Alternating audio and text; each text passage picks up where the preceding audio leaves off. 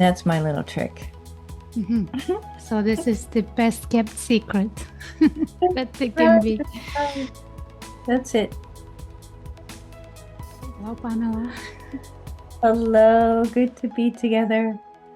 Ah, hmm. I'm so grateful and honored that you came to share with Hmm. my audience. Oh, anytime I'm honored to meet new friends. Yeah. Today I'm speaking to Pamela Wilson, and Pamela has played a major role in my own awakening or evolving or learning and teaching. I'm eternally grateful to you because years ago, I think it was 2011, yes, I met you the first time in a satsang in London. And oh, it, your presence there blew me away. I saw the kindness that I never knew. It's something was radiating of you so strongly that all I wanted was to hug you. It was like, Oh, oh, thank you. Yes, please. Extra hugs. extra hugs. Yeah. And then I saw how you are working with people and how gently and softly and kindly you would invite all these tensions to relax and to resolve and to just, giving it attention and talking to this.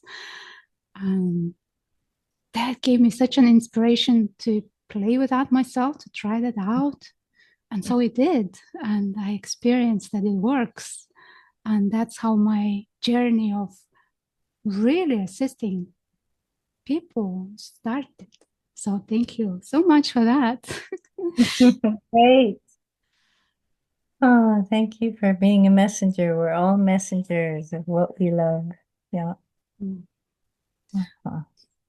So this podcast is called Awakening Now. And let's talk about awakening now. Good idea. Yes, humanity needs everyone who's listening to awaken now. Yeah, each one of us has a precious gift to give humanity and to nature and to ourselves, of course. Yeah. So, and it's so simple because it's already there. Already there. In a few words, how would you define what is awakening? Mm, it's what we remember from when we were young, if we felt safe enough, or each one of us will remember moments of where we really saw how simple and clear everything could be. And then each one of us would notice the chaos around us or how the adults, so-called adults, um, complicated everything and made themselves very stressed. And so already there was the clear seeing there when we were really young. And then we go to school and they train the mind into contracting to function, to figure everything out, to bring this radiant intelligence in and kind of compress it. And that's what obscures the original seeing, is that the body mind contracted to function.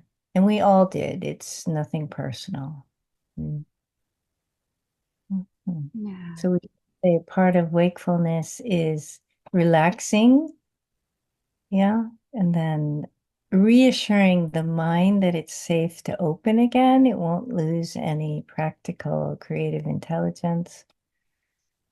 Reassuring the heart, it's safe to spread our wings and to also reassure our innocence that it's safe to stand tall and be the mountain of truth. Yeah, so there's just a few reassuring kind of like inner satsangs that are needed. And then everything remembers because it didn't really forget, only the head forgot. They had forgotten. Everything else remembers. I think it That's it. pretends that it forgot. That's it. Nicely said. Yeah. Nicely said. Yeah. We As got in you trouble if the mind relaxed open in school and became kind of empty and spacious. So then there's a little bit of a taboo about that. So, hmm. Hmm. as you were talking, I remembered that when I was a child, if I was on my own in a house, then I would be feeling so expanded. I couldn't function, literally. I was just like feeling expanded. So I would only contract and function when somebody was around. Like when some other, a brother, or mother, or father was around, and I would contract.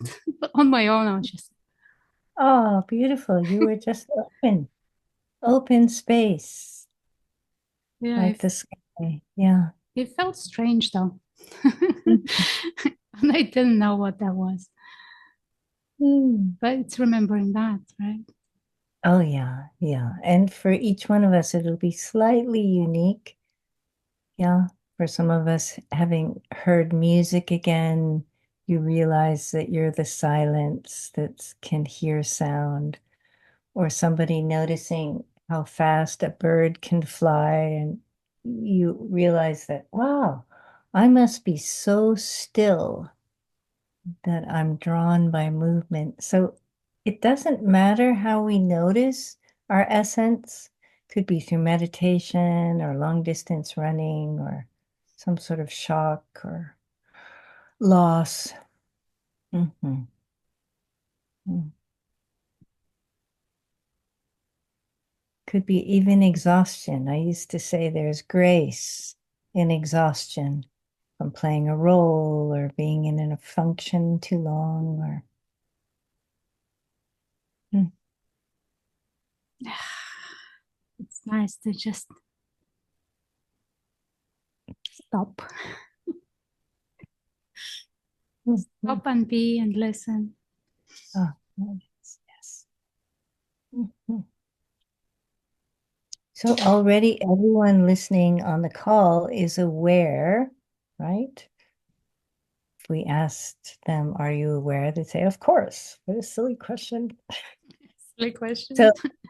we want awareness to turn around and look at itself because, of course, it's enchanted and entranced by all the movements and experiences and all the colors and the uniqueness of what we see, but we invite it just for fun, really, because this is all about fun and relaxation and curiosity.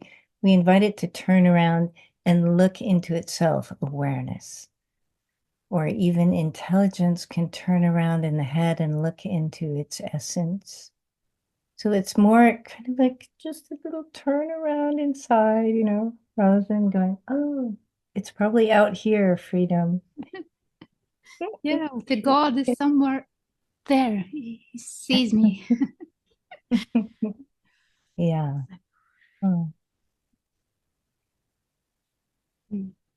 So we're very, very lucky to be modern sages, all of us, because the pointings are super simple, that it's already here, you already are that.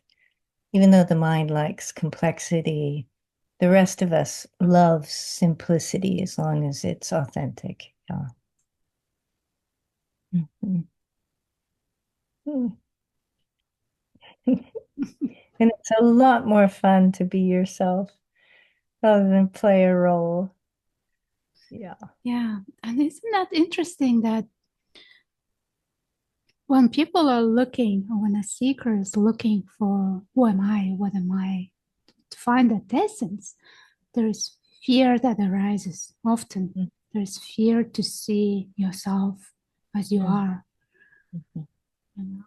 It's interesting because when we see that innocence, Mhm. that purity, it's how could you ever fear that? It's I not know about it's that, isn't it? harmless and playful and yeah, But there's good such a point. fear, like to disappear or to go insane or to lose family or whatever, it's a strong fear comes in. Could Yeah. you help with I that a think, little bit? yeah, because I think underneath the specific fears of vastness or emptiness or some imaginary future loss, it's more the fear of relaxation.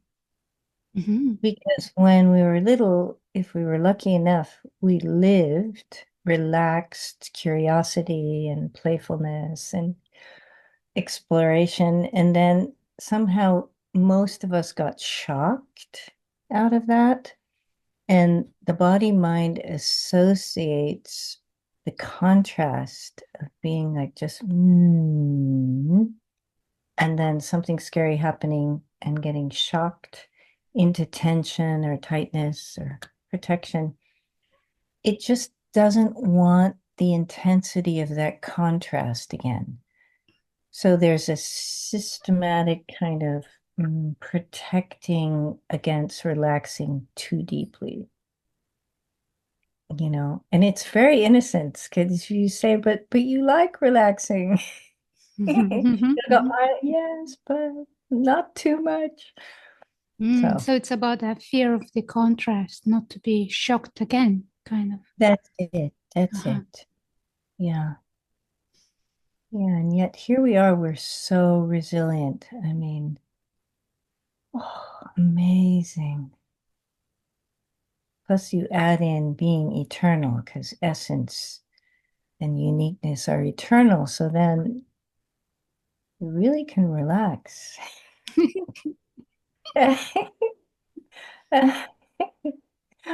Oh, mm, Yeah.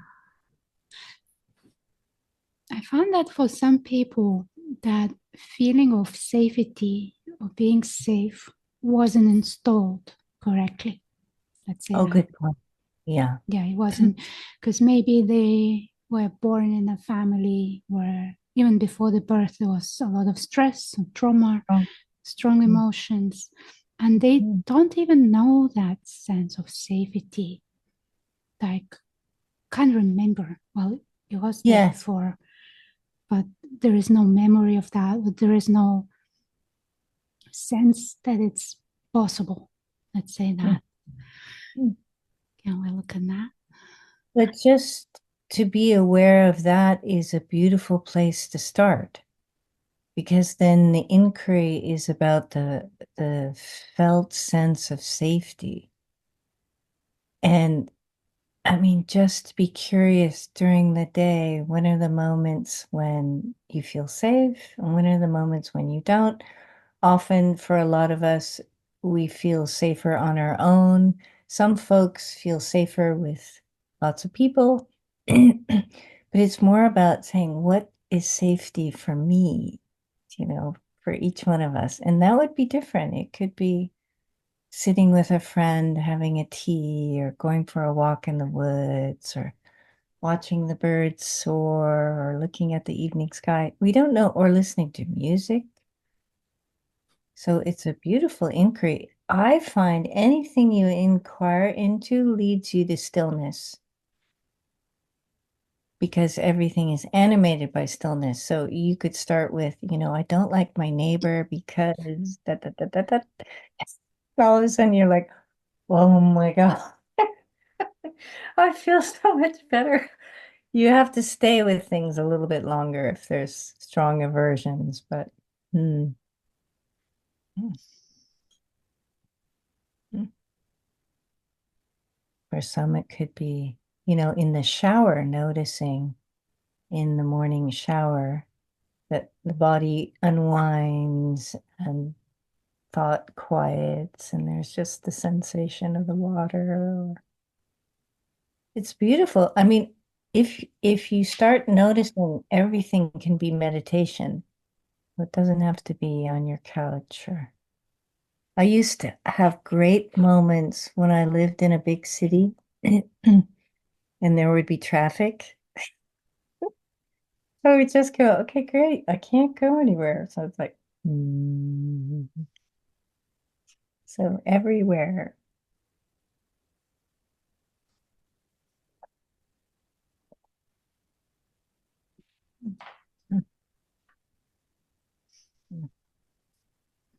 what I learned from you, and which is very helpful, is that the heart is home for the mind.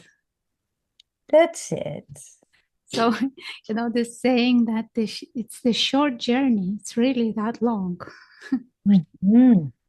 The whole journey of the seeker is only, I don't know, for me, it's 30 And centimeters in space. right. That's right. They don't have to go all the way around the world. Mm. Mhm. Could you share more about that? Well, I also want to bring awareness to that the mind has a heart even up here, but since it's in too small a space, it just swirls, and it doesn't notice that the reason it's working so hard is because it loves us, wants the best for us, wants to fulfill our desires. So it we also never give it approval. Yeah, so really like thanking the mind because it's worked tirelessly for most of us, decades and who knows, lifetimes, to keep us safe while making sure we don't relax too deeply. That's sort of funny.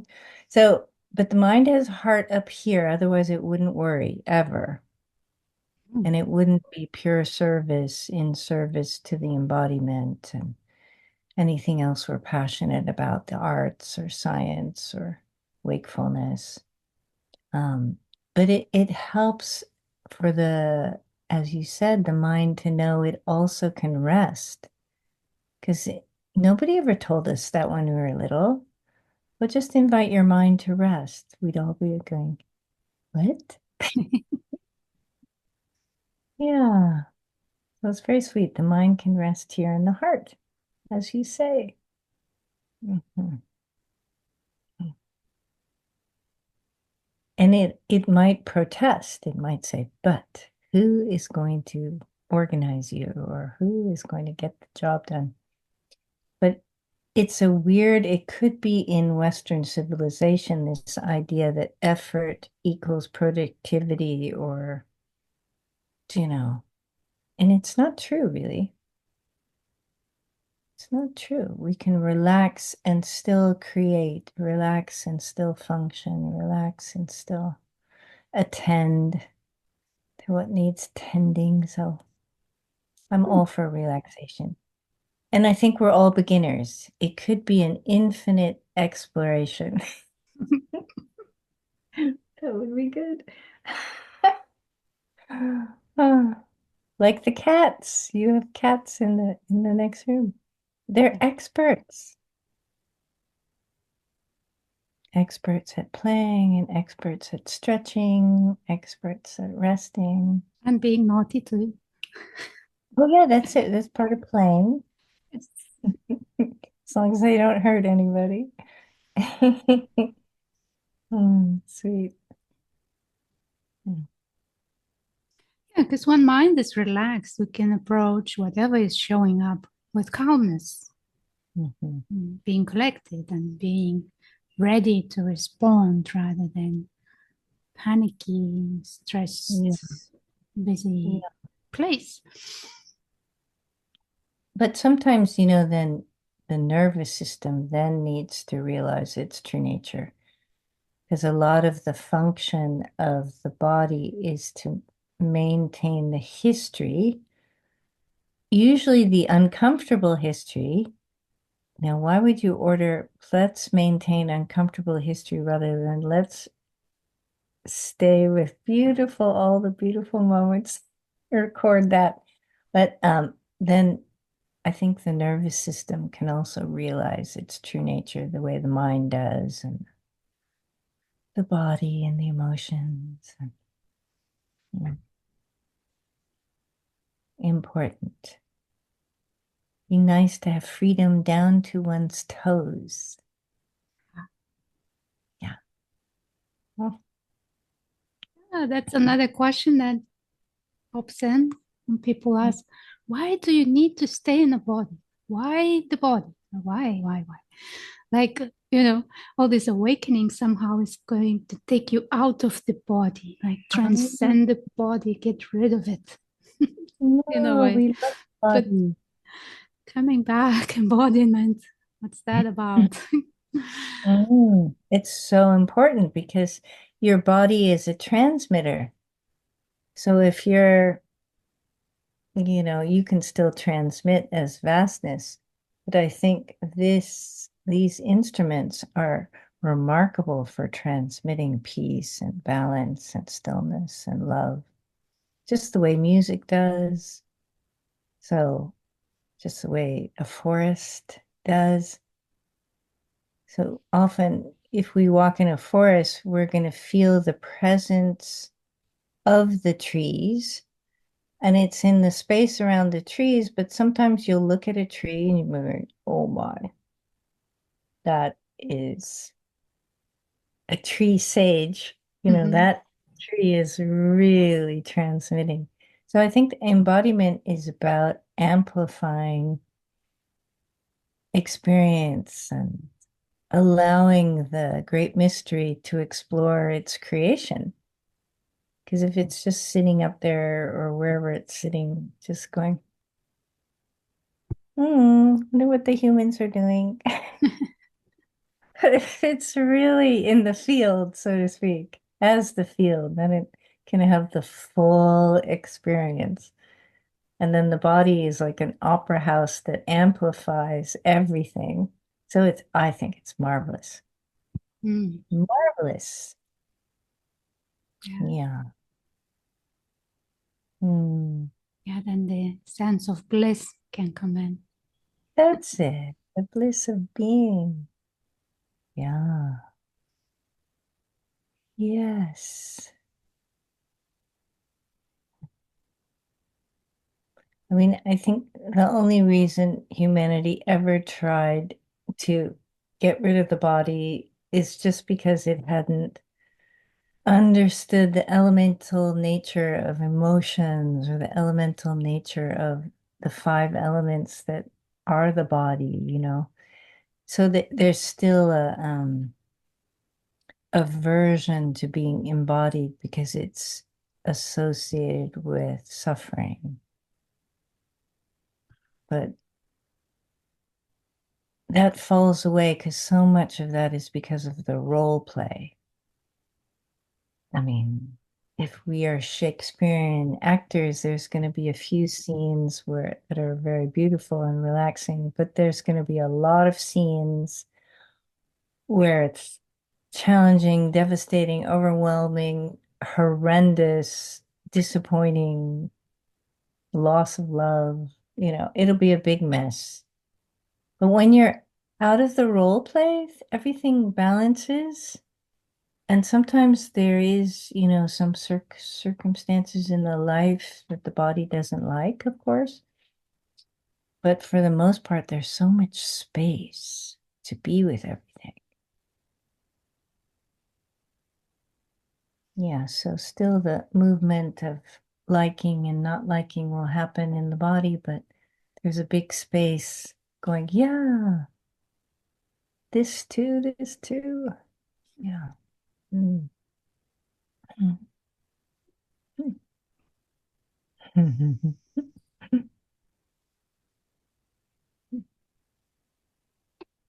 So it's nice to include the emotions and the body and the genius, intellect and mind. And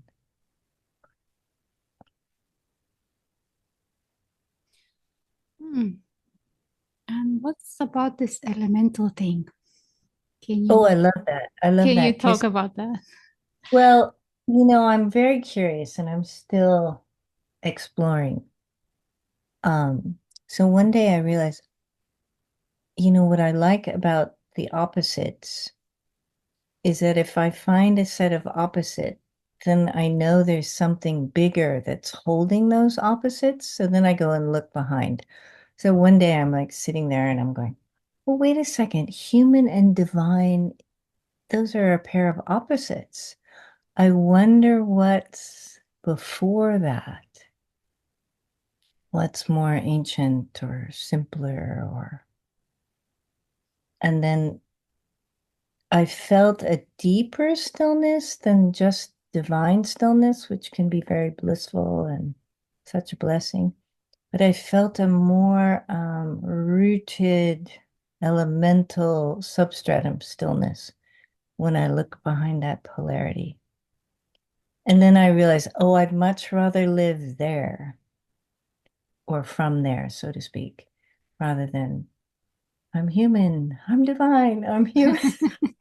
I was like, ah, I'd rather be this like elemental substratum, that doesn't have many labels on it, and there's not many books written about it, and there's no beliefs. It's just quiet and strong and wise and here and yeah. So that's, it's just words really, but it still points to something that's simpler and more palpable. Like Papa G used to talk about substratum a lot, and I totally didn't get it. Substratum, what? But now, as soon as I felt that kind of elemental stillness that is embodied and is nature and all that, then I got it. I go, oh, that's what he meant by substratum, that which doesn't move. And it was such a relief to find that within, because for most of us, if you had done a lot of practice, or even if you did a lot of sports, you would find the vast, you know, open, mm, unmoving. If you did a lot of sports, you'd have to run for an hour or more, something like that. But to find it inside, that was such a relief.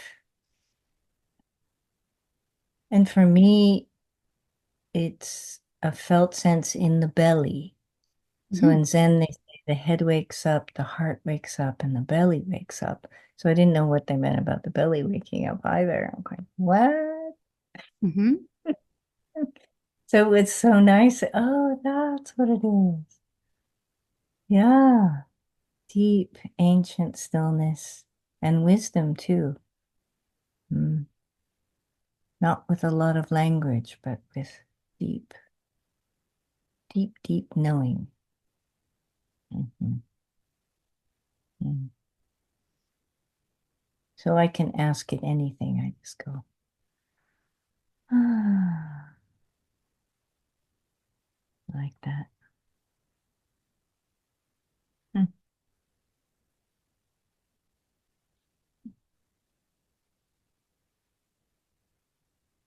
So for most of us, it's such a surprise to find out that we are that.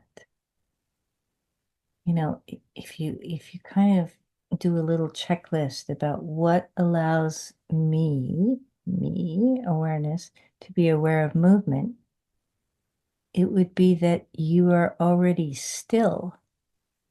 We don't move, the bodies move.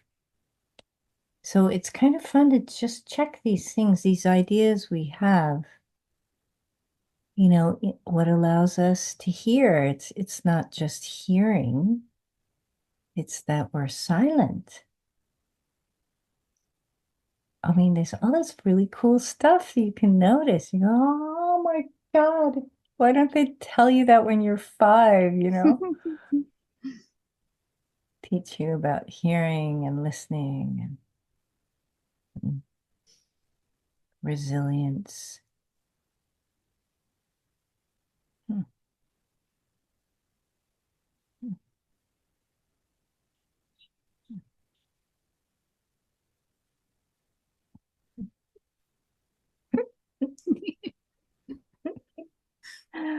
Mm. Ah. It's literally when that is being noticed, there is a giggle or some joy arises or something is happy bubbling up for no That's reason other than, it is. nice. Yeah, it's like having one of those mineral springs inside of your body, you know? Like, yeah. Mm.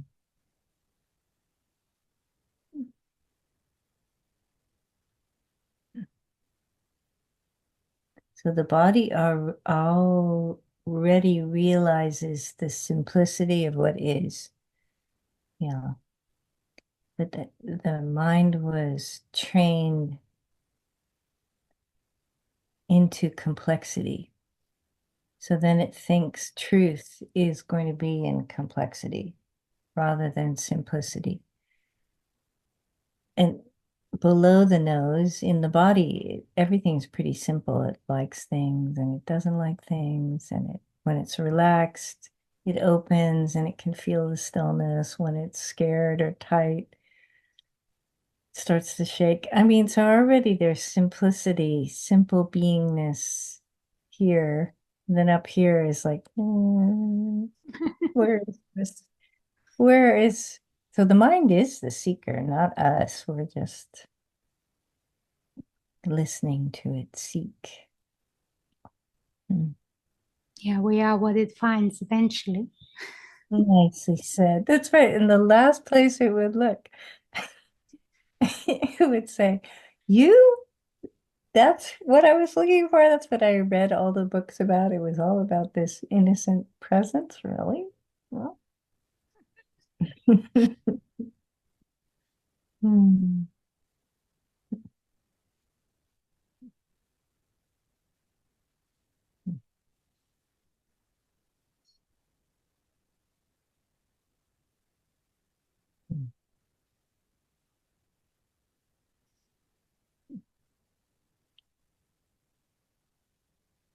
Now it's quiet.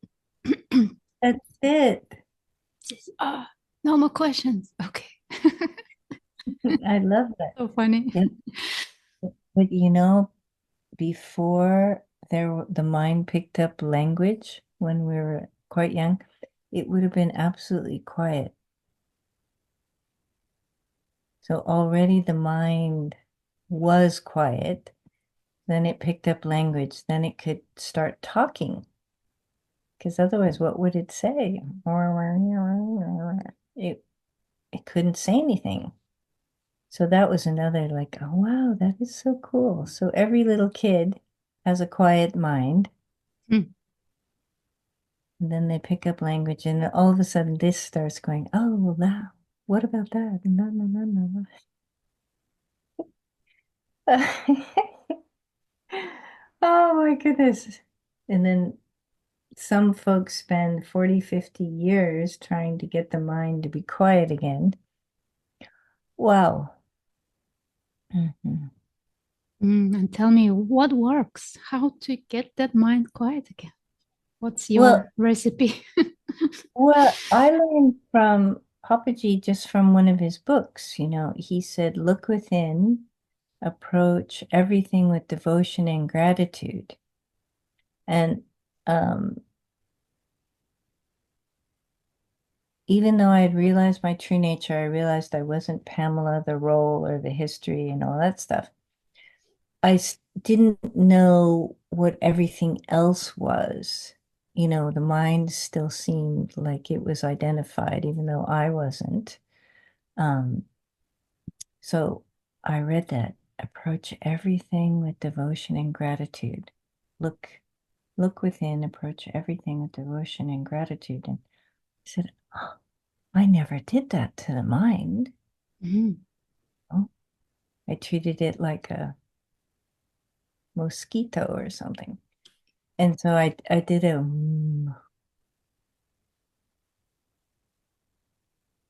super sincere inner namaste bow to it. And it was so shocked, it kind of hopped and then burst open the mind. And I went, oh.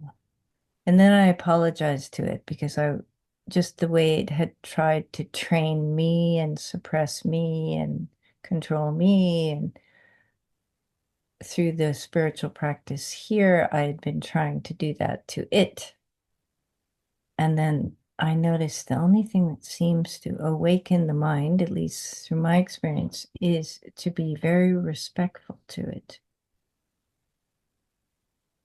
and to reassure it, as you said earlier, that it doesn't have to go anywhere. It's just going to relax open again and be big mind. Then it was going, okay, cool. As long as I'm not getting fired. Yeah, yeah. I can be radiant mind. Yeah, practical, creative. Yeah. So that really helped, that beautiful invitation from Papaji to be respectful to it. Mhm. And then we could have a deeper conversation, the intelligence here and the intelligence here.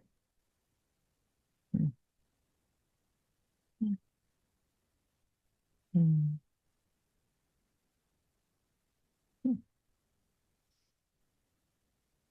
Yeah, that was I, something I learned from you, that you can actually talk to the mind, to the heart, to any emotion, any structure, everything that shows up there. You can address that, have a conversation, maybe negotiate. that's it. Yeah, but above all, to be respectful and kind, as you said earlier. Mhm. Mm. Because a lot of that which is restless inside of us just hadn't met respect or kindness. And that's why it got restless and threatened. And then, then we're trying to get rid of everybody, but they're all like, no. Mhm. Ah, but like with your little rescue kittens, after a while they go, oh, they start purring. Mhm. Mm. It may sound a little bit foreign to respect mind because it has been perceived as an enemy or as something here that is, in a way, to get rid of, to shed Mhm. it. You know, these things like no thoughts. People read about no thoughts and like, oh, there's something wrong with thoughts. Let's get rid of them, suppress them, or how to get rid of thoughts. And that's how it starts, this respect, because that intelligence is not recognized. It's something to fight with. And the only fight is within the mind That's with right. One part of the itself. mind is trying to get rid of another part of the mind. Mm-hmm. Yeah. Aw, I have great compassion for the mind and the body and the emotions and for humanity because it's really challenging. Even Yogananda used to get really mad at God and say, you made this too tough. So it's so nice that this new generation of sages, we make it super simple already here. And we don't have to earn it. That was another thing. I had to do a lot of spiritual practice or give everything away, and then I could be free. All this Mhm. nonsense. And now it's like, well, it's already here. It's just hiding right behind the tension or right behind worry or right behind exhaustion or right behind the anger. Big freedom. Mhm.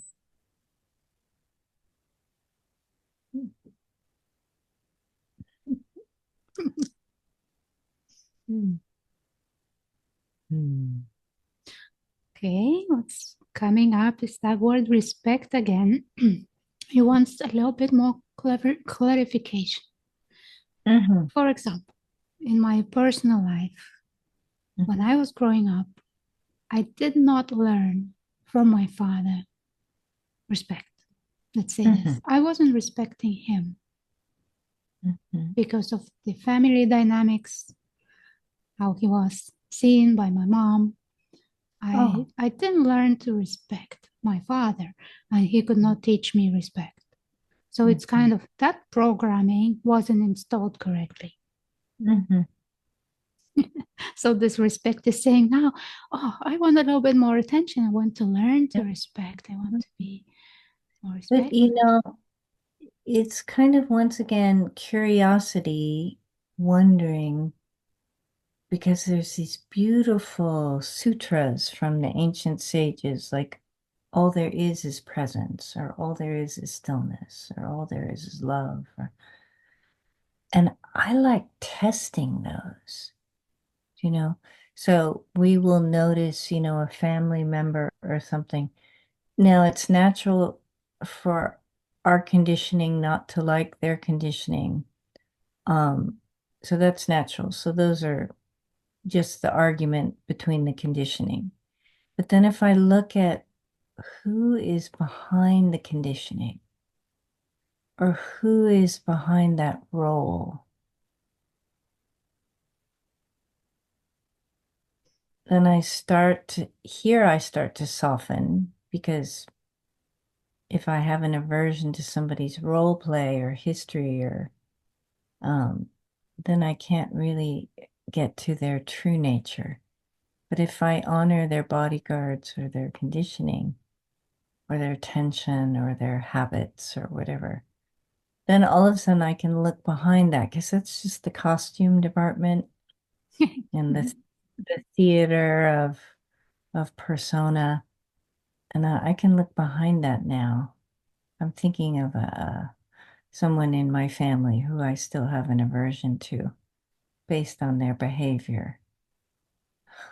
And I can see the innocence right behind it, because most behavior we don't like is designed to keep people away. Yeah. And it's quite fascinating. If we add respect, even to the bodyguards or to the tension or even the history, if I bow to somebody's history, it starts to soften and dissolve. And then I can see them, and looking at this one person, I can feel the rigidity in the persona, because all personas are fake. So they have to make themselves hard to Mhm. maintain the shape, so to speak. So then I can bow to that. And it's like bowing to somebody's shields. And I bow to the shielding. And then I see innocence right behind. Now, innocence didn't do any of the weird stuff that the persona did. Innocence was hidden in the back room while the persona went out and made trouble and hurt people. And yeah, yeah, it's beautiful. So for me, respect can sneak you in where nothing else can. And I mean, I did it like with my dad, who was very powerful, identified dad. Mhm. And I would just, anytime I was going to go see him, I would start bowing way before I even got into the room or his house. And it made such a difference. And at the end, he was like Eckhart, and I never spoke any truth with him. It was more like honoring his original nature that was right behind all the nonsense and all the shielding and all the even magnificence. A persona can be quite magnificent as well, but that's a shield too if it's in the persona rather than in the natural magnificence. So I just bow to anything. Mhm. That's my little trick. Mhm. So this is the best kept secret that they can Right, be. right. That's it. And that's what the sages used to do with wild animals. because a lot of the sages in the different countries would go on retreat in very quiet wilderness places. But since they knew everything was presence by nature benevolent, you know, then if they came upon a huge wild animal, they would be like that with the wild animal. And then the wild animal would go, okay, you can live here in the forest with me. Very nice. Very sweet. Mm. So humans, a lot of humans are like wild animals in a Oh, good mhm. way and in a less than good way.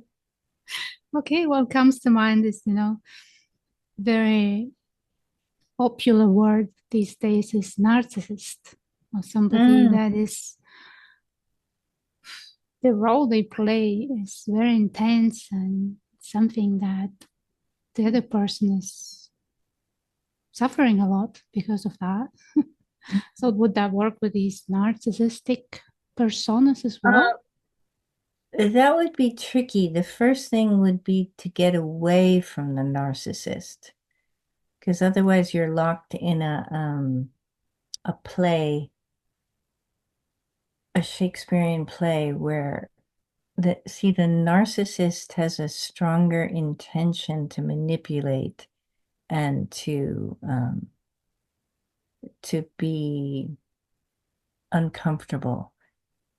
So it's like their intention will be stronger than sometimes innocent naturalness. I just want to be okay. Why don't you let me be kind of thing. Mhm. So it's tricky if you're around somebody who's not healthy and very manipulating, that the most important thing is to get away from them. Otherwise, you're in their movie. Mhm. You're not in your own movie, you know. So I find, I mean, I know for some folks, you only find out later how manipulating somebody is, but you do the best you can to take care of yourself. Yeah, yeah, very tricky. So that Because a bowing lot, would not work then. let's see if it could work. Curious. You would have to have, see the problem with being around unhealthy, controlling, manipulating people is they kind of sap your energy. And then their energy is stronger and higher. So it's kind of hard to get bigger than them energetically as presence and then honor them. But folks could start with they have an aversion to narcissistic, manipulating, controlling people. See, that would be how you'd get your power back. You'd honor, of course, I have an aversion to that behavior. It's actually healthy to have an aversion to that behavior.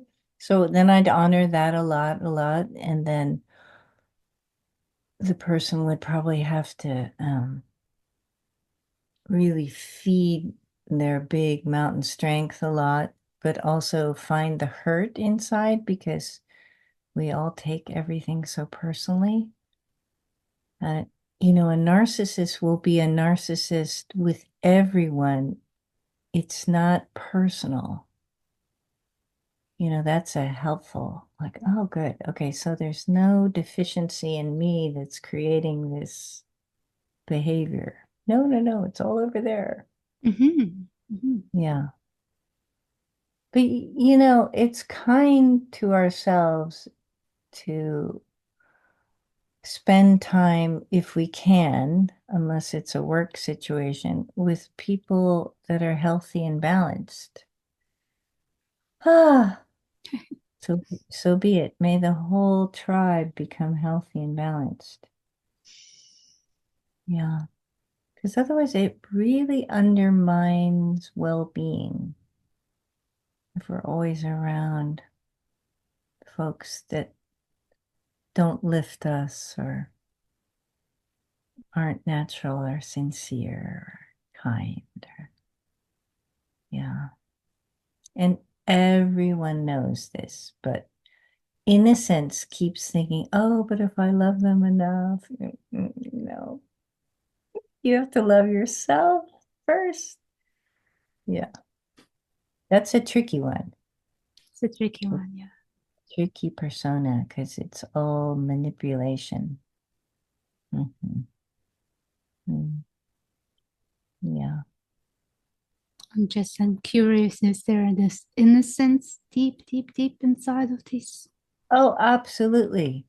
Uh-huh. But in everyone, the first kind of knot, if one thinks of a weaving or knitting or making a fabric, the first knot of identification in the mind would be, I am less than.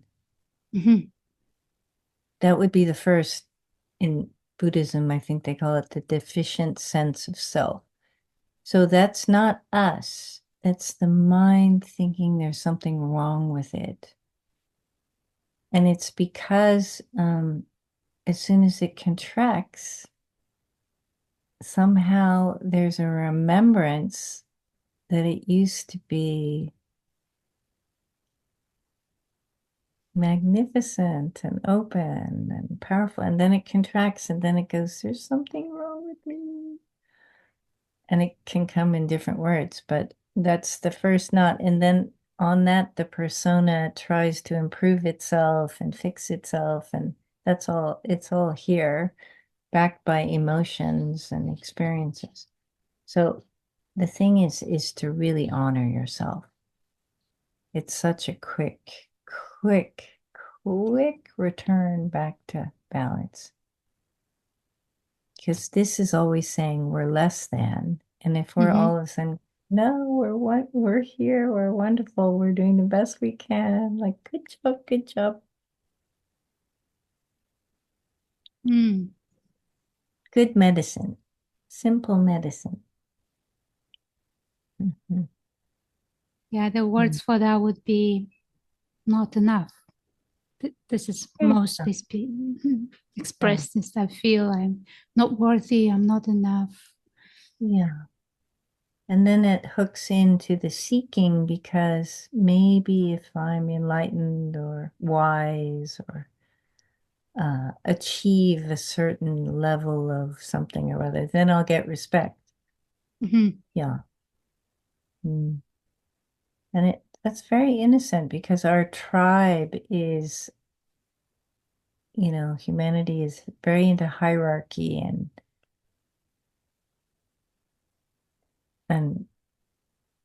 people don't realize how much they long for simple respect and Mhm. regard and like namaste, we honor the divine in you.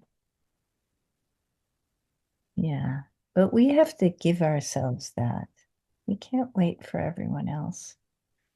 Mm, mhm, That's so mm. wise and that's so true that this has been waiting for our own honoring, our own respect, Exactly. love, acceptance. Mhm. And gratitude. Wow. So grateful to the body for being so resilient. Yeah. Mhm. And for the heart, amazing. For the heart to be so resilient. Wow. Mm, mm, mhm, mhm. Mm, mm.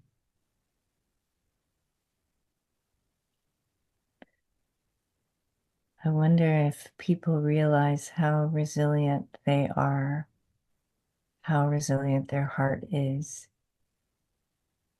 I mean, how they're very longing for freedom and they're longing to live as love and clarity and stillness, and how that confirms their decency, their goodness. Yeah. How it confirms that they want to be of service and add to kind of the blooming of humanity. So people could really give themselves a lot of approval and respect. Mhm. Mhm.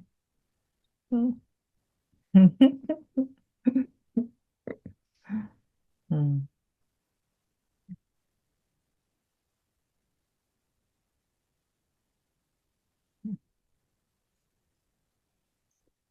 Just felt like generations and generations and this ancient history of this waiting for that love to come to the Yeah, foreground.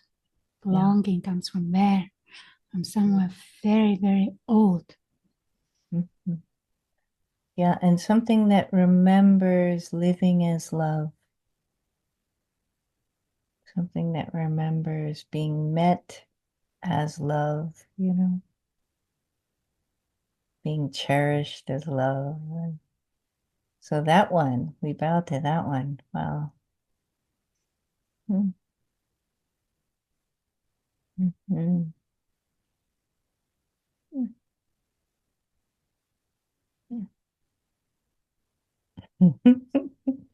May all beings know themselves as love. Wouldn't that be amazing? And if it happened in a heartbeat Oh, all over wow. the Do planet, you why think it's not? possible? Yes, because it's already there. Yeah. And each generation of sages helps the unveiling. So now the veils are very transparent. Whereas, who knows, back a few generations, you really had to work hard, Mhm. unveil the view or the simplicity. Yeah, no, it's pretty simple now. Mm. Wouldn't it be nice if that was like a soap bubble that you just touch it, That's poof? it. That's it. No, that's one prayer I have. How about right now for all beings? I mean, what's this postponement? Slow, slow. It's all slowly unfolding and returning. Uh, Meanwhile, innocence is hungry all over the world or doesn't have shelter, or food or water. Not okay. How about right? All hearts just go, woo! And the mind goes, yes, Finally. finally, I'm here. And it'd be really funny. People would turn to each other and go, what were we fighting about? And somebody would say, we can't remember, but there was a waste of creativity and a waste of love. Mhm. Mm. Mhm. Such a powerful wish or powerful intention. Yeah, that's it. Why not? Yeah, why not? If it's already here and there's no time and it doesn't have to be earned and it's already free, why not right now? Hmm. Just a global aha. Poof. That's it. Hmm. It is. It's already happened. It's so true. It's so true. Uh-huh. Hmm. I like that. Thank you. Thank you for confirming that. Oh.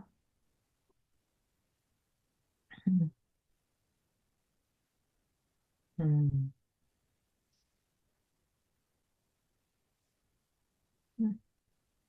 So do you do group gatherings online or locally or one-on-ones as well? I do mostly one-on-ones, Mhm. and I have two groups a month in English and one That's group in Russian.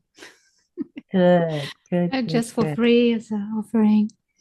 Everyone is Yes. welcome to join. Mhm. Very important. Yeah. The more sages around the world, the better. And I think anyone who's interested in the truth is a sage. And it doesn't matter if you're a beginner sage or a seasoned sage, decades into it, you're still a sage. It's all in there. Yeah, very cool. Mm, sweet. And Mm. you, do you still work one-on-one? I know you do Oh, I groups love, or various. yeah, I love doing private sessions because you can spend a whole hour diving into the mystery inside and, transmuting and blessing and liberating. And oh, that's so cool. And then I do two women's groups a month and two general satsangs online. Yeah, no, it's just so sweet to be with folks, as you know, all over the world and find out how much the same we all are. We're wonderfully unique, but we're all the same with the main heart longings and Mhm. affinities, things we love. Yeah.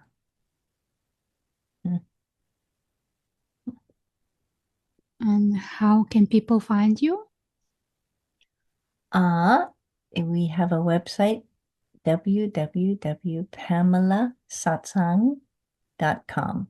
Yeah. Yes. Mm. Thank you, Ilona. And how can people find you? Because this will go on my site too, and then they'll want to sit with you. My site is called ilonatsunaite.com. Just my name. Yeah, so say that again. It's my name, Il- ilonatsunaite.com. Oh, that's it. Mhm. Okay, we'll write that down on Yeah. ours. So it's, yeah, good. Mm. Thank you so much. Likewise, heart to heart. Like this, and Yeah. it's like that. Very sweet. Oh, thank you. Much love to you. Mhm. Thank you, everyone, for watching, for listening. And you may want to watch this a few times because there is so much richness, so much transmission going on here Oh, that it can unfold in a deeper layers, and you may hear a different message each time. true. Thank you so Mhm. much. Okay. Bye for now. Bye bye.